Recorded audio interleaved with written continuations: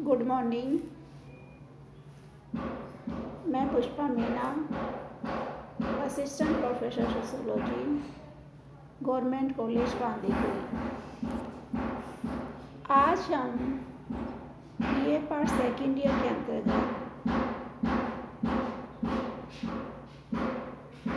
विवाह व्यवस्था को लेकर चर्चा करेंगे, यानी मैरिज सिस्टम। और प्रारंभ में हम हिंदू विवाह व्यवस्था की चर्चा करेंगे भारतीय समाज में, कि हिंदू विवाह व्यवस्था क्या है, उसकी क्या विशेषताएं हैं और किस तरह से उसका स्वरूप बदल रहा है। जैसा कि हम सब जानते हैं, विवाह एक ऐसी संस्था है जो समाज की प्रकार्यात्मक आवश्यकता को पूर्ण करती है। यानी जब प्रारंभिक जो मूलभूत संस्थाओं में हम परिवार के साथ विवाह की भी कल्पना करते हैं, अब समाज वैज्ञानिकों ने विवाह संस्था की कल्पना विविध प्रकार से की है और विवाह के संबंध में अनेक विचार प्रचलित हैं। सामान्यतः हम ये कहते हैं कि यह स्त्री और पुरुष का संयोग है जिसमें सामाजिक स्वीकृति दी जाती है। साथ ही यह तथ्य भी महत्वपूर्ण है कि यह विविध संस्कारों समारोह द्वारा संपन्न होता है। इस प्रकार से समाजशास्त्रियों ने विवाह को स्त्री और पुरुष की भूमिकाओं की व्यवस्था के रूप में देखा, जिनके संयोग को पति पत्नी के रूप में जाना जाता है और जिसमें पति पत्नी के जो सामाजिक संबंध है उनको समाज द्वारा मान्यता दी जाती है। अब भारतीय समाज में विवाह की बात की जाए तो भारतीय समाज में हिंदू विवाह को एक संस्कार माना है। यानी हिंदू सामाजिक व्यवस्था में हिंदू विवाह न केवल स्त्री पुरुष का संयोग है, बल्कि एक ऐसा संस्कार है जिसको संपन्न किया जाना आवश्यक है। और इसके लिए मुख्य रूप से उन्होंने 3 उद्देश्य बताए थे, जो भी कि प्रथम उद्देश्य इसका धार्मिक कर्तव्य की पूर्ति करना होता है, दूसरा संयोग वाली बात की जाती है और तीसरा संतान उत्पत्ति, इसको 3 मुख्य उद्देश्य में रखे गए हैं।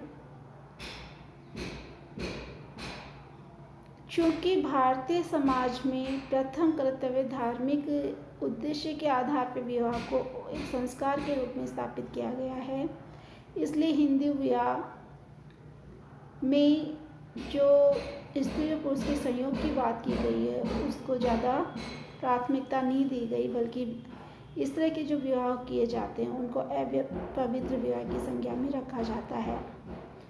अब जब हम बात कर रहे हैं कि हिंदू विवाह में को या भारतीय सामाजिक व्यवस्था में हिंदू विवाह को एक संस्कार माना है, तो इसको संस्कार व पवित्र मानने के क्या कारण हैं, जिनके द्वारा हम ये कह सकते हैं कि ये एक स्त्री पुरुष के संयोग मात्र नहीं है, बल्कि एक धार्मिक संस्कार है।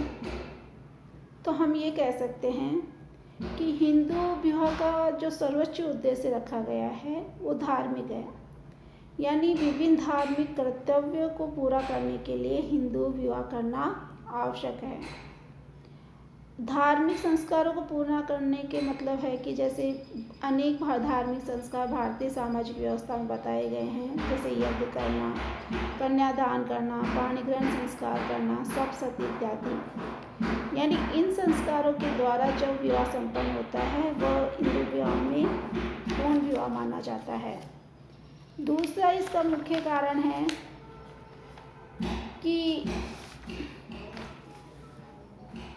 ये संस्कार अग्नि के समक्ष संपन्न किया जाता है, जिसमें ब्राह्मणों द्वारा वेदों का मंत्रोच्चारण होता है। अपने जो संबंधी हैं, रिश्तेदारी है, नातेदारी संबंध है, उनकी उपस्थिति में होता है। इसलिए भी हिंदू धर्म को पवित्र माना गया है। विवाह बंधन को हिंदू विवाह में विवाह बंधन को अटूट संबंध समझा गया है, यानी इसमें पति पत्नी का संबंध जीवन पर्यंत रहता है। वो बंधन से मुक्त नहीं हो सकते और ये यहाँ तक कहा जाता है कि 7 जन्मों तक का बंधन होता है। यानी हिंदू विवाह में तलाक जैसी स्थितियों को नकारा गया है, इसलिए भी हिंदू विवाह को एक धार्मिक संस्कार माना गया है। स्त्री के लिए एक मातृ संस्कार है जो हिंदू सामाजिक व्यवस्था में रखा गया है। साथ ही स्त्री के कौमार्य और पुरुषों की वफादारी को भी इसमें महत्वपूर्ण माना है, पवित्र माना है। और विवाह परिवार समुदाय के प्रति एक सामाजिक कर्तव्य भी माना जाता है, जिसमें व्यक्तिगत रुचियों और आकांक्षाओं को स्थान नहीं दिया जाता। तो इस तरह से हम ये कह सकते हैं कि हिंदू विवाह एक धार्मिक संस्कार है जो वैदिक मंत्रोच्चारण के द्वारा अग्नि के समान 7 फेरों के माध्यम से संपन्न किया जाता है और जिसको एक महत्वपूर्ण संस्कार के रूप में रखा गया है। इसलिए हम ये कह सकते हैं कि हिंदू विवाह एक पवित्र संबंध माना गया है, एक धार्मिक संस्कार माना गया है। किंतु कुछ दशकों में हम ये देख रहे हैं कि हिंदू विवाह अनेक परिवर्तनों के दौर से गुजर रहा है। तो हमारे दिमाग में सवाल उठता है, जैसा कि आज हम स्वरूप देख रहे हैं, तो क्या अब भी ये पवित्र संबंध माना जाता है या धार्मिक संस्कार माना जाता है, या अब एक समझौते के रूप में ये परिवर्तित हो रहा है? तो इस संबंध में भी विभिन्न विद्वानों ने अपने मत व्यक्त किए, बहुत सारी स्टडी की, उसके माध्यम से देखा कि हिंदू विवाह में महत्वपूर्ण परिवर्तन तो हो रहे हैं कि आज का युवा धार्मिक कर्तव्य के लिए विवाह नहीं करता, अपितु वो अपनी जो संयोग वाली भावना है, यौन संतुष्टि वाली बातें हैं, उसको लेकर विवाह संपन्न करता है। दूसरी चीज, अब विवाह बंधन अटूट बंधन भी नहीं रह गया। यदि आपके विचार नहीं मिलते, अन्य कोई कारण है, तो तलाक वैधानिक एवं सामाजिक मान्यता प्राप्त कर चुका है। किंतु अधिकांश विद्वानों की मान्यता है कि तलाक की अनुमति से विवाह की पवित्रता पर कोई प्रभाव नहीं पड़ता, क्योंकि हिंदू सामाजिक व्यवस्था में अब भी तलाक अंतिम उपाय के रूप में ही प्रयोग में किया जाता है, ना कि पुनर्विवाह के रूप में इसे किया जा रहा है, जैसा कि यूरोपीय समाजों में होता है। इसी प्रकार विधवा पुनर्विवाह को मान्यता दी गई है, किंतु ऐसे विवाह विस्तृत रूप से प्रचलित नहीं है। यानी जो विवाह बंधन को अटूट संबंध में और एक धार्मिक उसमें रखा गया था, तो अब वो पुनर्विवाह जैसी संभावनाएं हमें न दिखाई देती हैं, होते हैं। जैसे विधवा विवाह को अब देखा जाने लगा है, किंतु वो कोई विस्तृत रूप से अब भी उस तरीके से प्रचलित नहीं है जैसे कि अन्य परंपराएं प्रचलित हैं।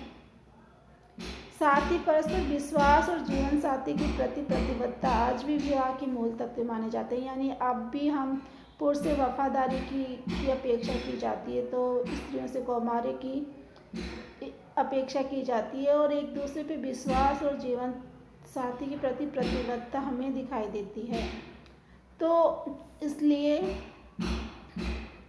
हम ये कह सकते हैं कि जब तक विवाह केवल यौन संतुष्टि के उद्देश्य से नहीं किया जाएगा,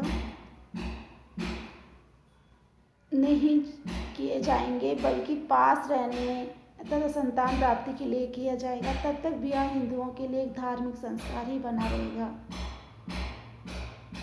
यद्यपि विवाह में स्वतंत्रता जैसे जीवन साथी के चुनाव की विवाह में इस तात्पर्य को सुदृढ़ करती है, न कि नष्ट करती है। यानी हम कह रहे हैं कि विवाह में जो पहले केवल बुजुर्ग द्वारा कर दिया जाता था, अब युवा पीढ़ी से भी इसे पूछा जाता है, उनकी इच्छा को जाना जाता है। तो इस तरह से ये कहना है कि विवाह में जो स्वतंत्रता आ रही है वो धार्मिक संस्कार के रूप में समाप्त हो रही है, ऐसा नहीं है। जीवन साथी के चुनाव की जो स्वतंत्रता है वो विवाह संबंधों को और ज़्यादा सुदृढ़ता प्रदान करती है, क्योंकि उससे एक दूसरे के प्रति विचारों के मिलने की ज़्यादा संभावनाएं रहती हैं, तथा वैवाहिक व्यवहार को शुद्ध बनाती हैं, ये भी हम कह सकते हैं। इसलिए केएम कापड़िया ने तो स्पष्ट कहा है कि विवाह अभी भी धार्मिक संस्कार के रूप में जारी है कि केवल नैतिक स्तर पर ऊंचा उठा है, यानी जो पहले की जो नैतिकताएं की थी उनकी अपेक्षा अब विवाह व्यवस्था और ज़्यादा सुदृढ़ हुई है और विश्वास उनमें ज़्यादा विकास हुआ है, और अब भी हिंदू विवाह एक धार्मिक संस्कार के रूप में ही पूर्ण किया जाता है। तो इस तरह से हम हिंदू विवाह को समझ सकते हैं कि हिंदू विवाह एक धार्मिक संस्कार है जिसमें अनेक परंपराओं को, रीति रिवाजों को शामिल किया जाता है, जिसकी हमने पूरी में चर्चा की। उसके उद्देश्य क्या हैं उनको देखा जाना चाहिए। तो हम ये कह सकते हैं कि हिंदू विवाह एक धार्मिक विवाह के रूप में अब भी जारी है और भविष्य में भी जारी रहेगा। अब बात होती है कि हिंदुओं में विवाह कितने प्रकार से संपन्न किए जाते हैं। यदि हम प्रारंभिक काल से हिंदू समाज में पत्नी प्राप्त करने की बात की जाए, तो जब हम प्रारंभ से लेकर वर्तमान तक की इस बात देखते हैं तो हमें 8 तरह के प्रकार हमें दिखाई देते हैं जिनके द्वारा हिंदुओं में विवाह संपन्न किए जाते हैं, जिनमें से 4 प्रकार ऐसे हैं जिनको उचित और पवित्र माना गया, यानी जिनमें वांछनीय, जिनकी माता पिता परिवार की अनुमति प्राप्त थी, किंतु कुछ 4 अवांछनीय विवाह माने गए जिनमें परिवार तथा पिता की स्वीकृति या अन्य कोई कारण था जिसके द्वारा यद्यपि विवाह तो संपन्न माना जाता था, यानी एक स्त्री और पुरुष के संबंधों को समाज द्वारा तो स्वीकृति थी पर उनको उस नज़रिए की दृष्टि से नहीं देखा जाता था जिस नज़र की दृष्टि से 4 जो पवित्र माने जाते थे, वांछनीय माने जाते, जिनको देखा जाता था।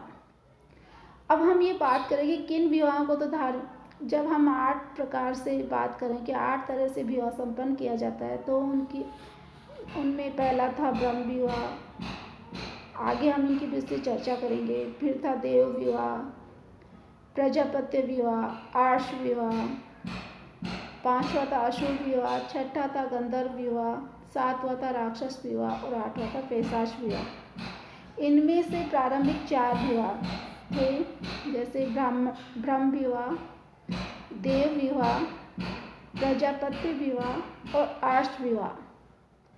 इनको हिंदू धर्म में या हिंदू सामाजिक व्यवस्था में धार्मिक विवाह की संज्ञा दी है, यानी ये 4 विवाह के प्रकार हैं वो समाज में उचित और वांछनीय माने जाते थे, यानी जिनमें पिता परिवार की स्वीकृति होती थी या अनुमति होती थी, जबकि असुर विवाह, गंधर्व विवाह, राक्षस विवाह और पैशाच विवाह, ये 4 प्रकार के विवाह इस तरह के थे जिनमें किसी कारणवश या कहीं परिवार तथा बुजुर्ग यानी पिता की स्वीकृति प्राप्त नहीं होती थी। इसलिए इस तरह के विवाह को हिंदू सामाजिक व्यवस्था में अधार्मिक विवाह की संज्ञा दी है।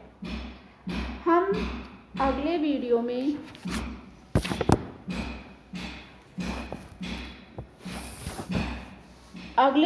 में इन विवाहों को विस्तृत रूप से चर्चा करेंगे कि किस तरह से जो ब्रह्म विवाह है, देव विवाह है, प्रजापत्य विवाह, आर्ष विवाह तो धार्मिक विवाह हैं, और असुर विवाह है, गंधर्व विवाह है, राक्षस विवाह, पैशाच विवाह है, वो अधार्मिक विवाह कहलाते हैं। इसके साथ ही हम भारतीय सामाजिक व्यवस्था में मुस्लिम विवाह व ईसाई विवाह की भी चर्चा करेंगे कि मुस्लिम विवाह जिसे हम निकाह कहते हैं वो हिंदू विवाह से भी जैसा पवित्र बंधन नहीं माना जाता, बल्कि एक संविदा या कॉन्ट्रैक्ट माना जाता है। इसी तरह ईसाई विवाह में किस तरह की परंपराओं के द्वारा उसको संपन्न किया जाता है, इन सब की विस्तृत चर्चा हम अगले वीडियो में करेंगे। धन्यवाद।